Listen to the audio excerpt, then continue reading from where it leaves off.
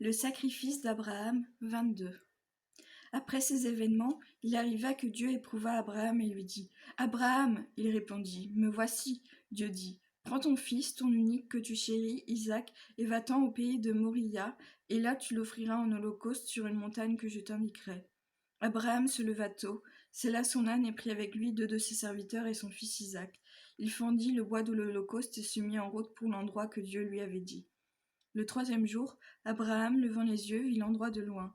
Abraham dit à ses serviteurs : « Demeurez ici avec l'âne, moi et l'enfant nous irons jusque là-bas, nous adorerons et nous reviendrons vers vous. » Abraham prit le bois de l'holocauste et le chargea sur son fils Isaac, lui-même prit en main le feu et le couteau, et ils s'en allèrent tous deux ensemble.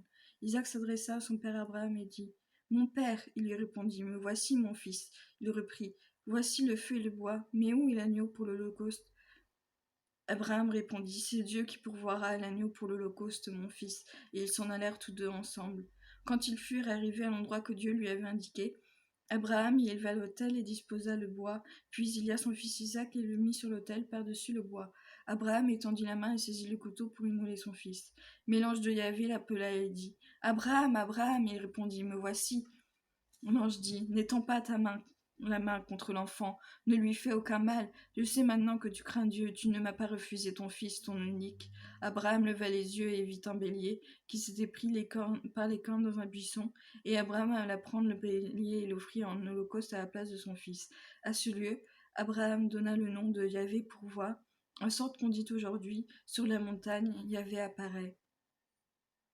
L'ange de Yahvé appela une seconde fois Abraham du ciel et dit : « Je jure par moi-même, parole de Yahvé, parce que tu as fait cela, que tu ne m'as pas refusé ton fils unique, je te comblerai de bénédictions, je rendrai ta postérité aussi nombreuse que les étoiles du ciel, et que le sable qui est sur le bord de la mer, et ta postérité conquérera la porte de ses ennemis.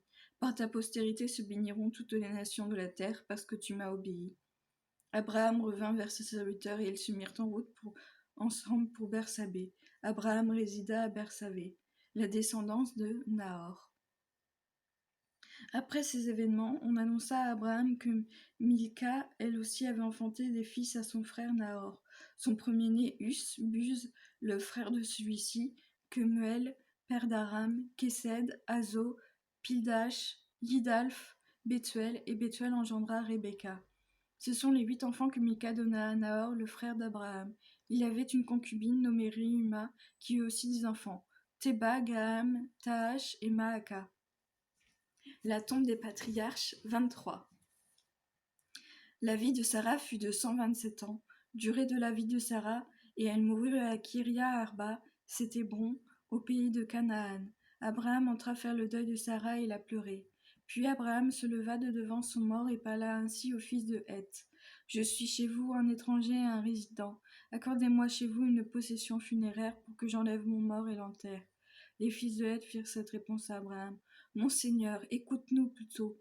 Tu es un prince de Dieu parmi nous. Enterre ton mort dans la meilleure de nos tombes. Personne ne te refusera sa tombe pour que tu puisses enterrer ton mort. » Abraham se leva et s'inclina devant les gens du pays, les fils de Heth, et il leur parla ainsi : « Si vous consentez que j'enlève mon mort et que je l'enterre, écoutez-moi et intercédez pour moi auprès d'Éphron, fils de Soar, pour qu'il me cède la grotte de Macpéla, qui lui appartient et qui est à l'extrémité dans son champ, qu'il me la cède pour sa pleine valeur en votre présence comme possession funéraire. » Or Éphron était assis parmi les fils de Heth, et Éphron le Hittite répondit à Abraham au sud des fils de Heth, de tous ceux qui franchissaient la porte de la ville : « Non, mon Seigneur, écoute-moi, je te donne le champ et je te donne aussi la grotte qui y est, je te fais ce don au vu des fils de mon peuple, enterre ton mort. » Abraham s'inclina devant les gens du pays, il parla ainsi à Éphron, au sud des gens du pays : « Si seulement tu voulais m'écouter, je donne le prix du champ, accepte-le de moi, et j'enterrerai là mon mort. » Éphron répondit à Abraham : « Mon Seigneur, écoute-moi plutôt.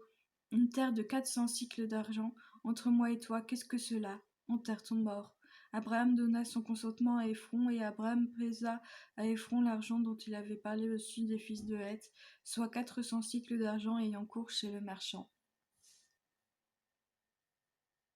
Ainsi le champ d'Éphron, qui est à Macpéla, vis-à-vis de Mambré, Le champ et la grotte qui y est sise, et tous les arbres qui sont dans le champ, dans sa limite, passèrent en propriété à Abraham au vu des fils de Heth, de tous ceux qui franchissaient la porte de sa ville.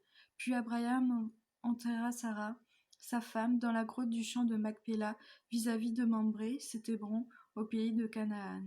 C'est ainsi que le champ et la grotte qui est sise furent acquis à Abraham des fils de Heth comme possession funéraire. Mariage d'Isaac, 24. Abraham était alors un vieillard avancé en âge, et Yahvé avait béni Abraham en tout. Abraham dit au plus vieux serviteur de sa maison, le régisseur de tous ses biens: Mets ta main sous ma cuisse, je te fais jurer par Yahvé, le Dieu du ciel et de la terre, que tu ne prendras pas pour mon fils une femme parmi les filles des Cananéens au milieu duquel j'habite. Mais tu iras dans mon pays, dans ma parenté, et tu choisiras une femme pour mon fils Isaac. Le serviteur lui demanda: Peut-être la femme ne voudra-t-elle pas me suivre dans ce pays-ci? Faudra-t-il que je ramène ton fils dans le pays d'où tu es sorti? Abraham lui répondit: Garde-toi bien de ramener mon fils là-bas. Yahvé, Dieu du ciel, qui m'a pris de ma maison paternelle et du pays de ma parenté, qui m'a dit et qui m'a juré qu'il donnerait ce pays-ci à ma descendance, Yahvé enverra son ange devant toi, pour que tu prennes une femme de là-bas pour mon fils. Et si la femme ne veut pas te suivre, tu seras quitte du serment que je t'impose. En tout cas, ne ramène pas mon fils là-bas. Le serviteur mit sa main sous la cuisse de son maître Abraham, et lui prêta sa main pour cette affaire. Le serviteur prit 10 des chameaux de son maître, et, emportant de tout ce que son maître avait de bon, il se mit en route pour la Naharaïm, pour la ville de Nahor.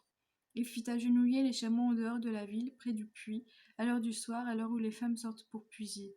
Et il dit: Yahvé, Dieu de mon maître Abraham, sois-moi propice aujourd'hui et montre ta bienveillance pour mon maître Abraham.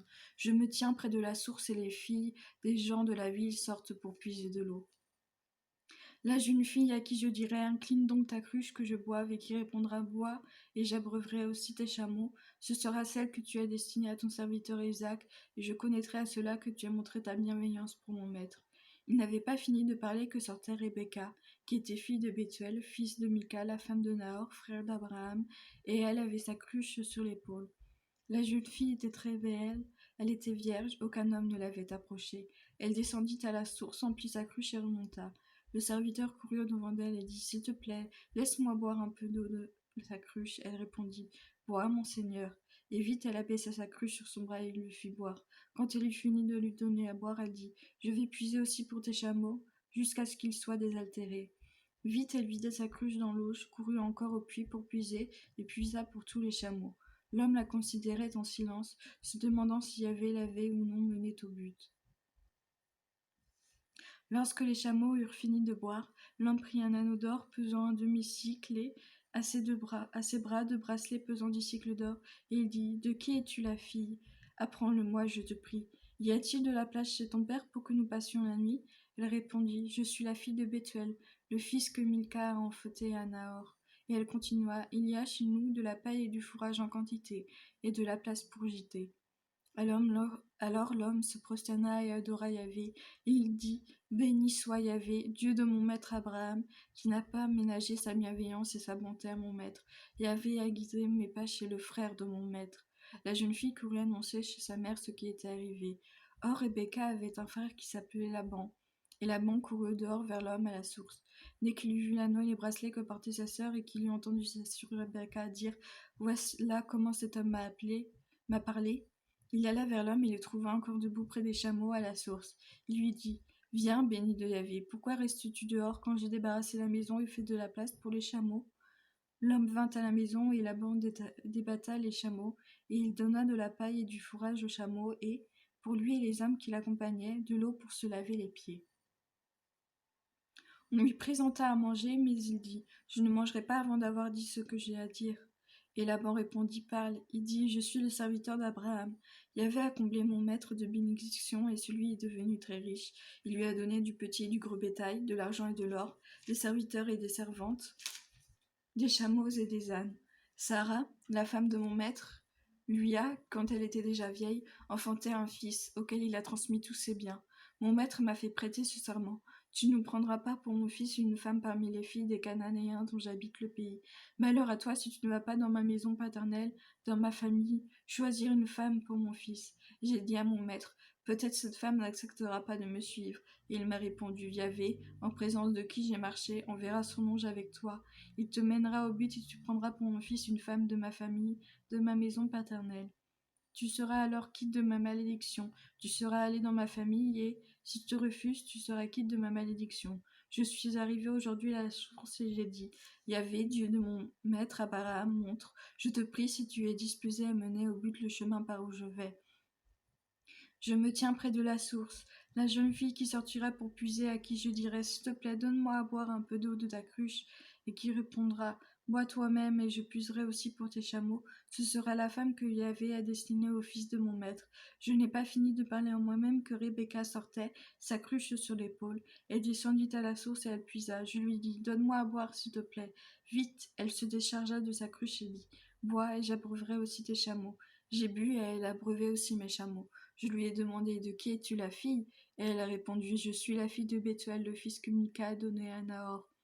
Alors j'ai mis cet anneau à ses narines et ces bracelets à ses bras, et je me suis prosternée et j'ai adoré Yahvé, et j'ai béni Yahvé, Dieu de mon maître Abraham, qui m'avait conduit par un chemin de montée pour prendre pour son fils la fille du frère de mon maître.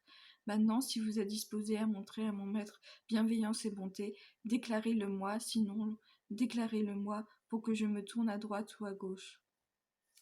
Laban et Bethuel prirent la parole et dirent, la chose vient de Yahvé, nous ne pouvons rien dire en bien ou en mal. Rebecca est là devant toi, prends-la et pars, et qu'elle devienne la femme du fils de ton maître, comme a dit Yahvé. Lorsque le serviteur d'Abraham entendit ces paroles, il se prosterna à terre devant Yahvé. Il sortit des bijoux d'argent et d'or des vêtements qu'il donna à Rebecca. Il fit aussi de riches cadeaux à son frère et à sa mère. Ils mangèrent et ils burent, lui et les hommes qui l'accompagnaient, et ils passèrent la nuit. Le matin, quand ils furent levés, il dit, laissez-moi aller chez mon maître. Alors le frère et la mère de Rebecca dirent, que la jeune fille reste avec nous une dizaine de jours, ensuite elle partira. Mais il leur répondit, ne me retardez pas, puisque c'est Yahvé qui m'a mené au but. Laissez-moi partir, que j'aille chez mon maître. Ils dirent, appelons la jeune fille et demandons-lui son avis. Ils appelèrent Rebecca et lui dirent, veux-tu partir avec cet homme? Et elle répondit, je veux bien. Alors ils laissèrent partir leur sœur Rebecca, avec sa nourrice, le serviteur d'Abraham et ses hommes. Ils bénirent Rebecca et lui dirent, notre sœur, ôte-toi, deviens des milliers de myriades, que ta postérité conquiert la porte de ses ennemis. Rebecca et ses servantes se levèrent, montèrent sur les chameaux et suivirent l'homme. Le serviteur prit Rebecca et partit. Isaac était revenu du puits de Lahaïroa, et il habitait au pied de Négeb. Or Isaac sortit pour se promener dans la campagne à la tombée du soir, et, levant les yeux, il vit que des chameaux arrivaient. Et Rebecca, levant les yeux, vit Isaac. Elle sauta à bas du chameau et dit au serviteur, quel est cet homme-là qui vient dans la campagne à notre rencontre? Le serviteur répondit, c'est mon maître. Alors elle prit son voile et se couvrit. Le serviteur raconta à Isaac toute l'affaire qu'il avait faite, et Isaac introduisit Rebecca dans la tente de sa mère Sarah. Il la prit et elle devint sa femme et il l'aima. Et Isaac se consola de la perte de sa mère.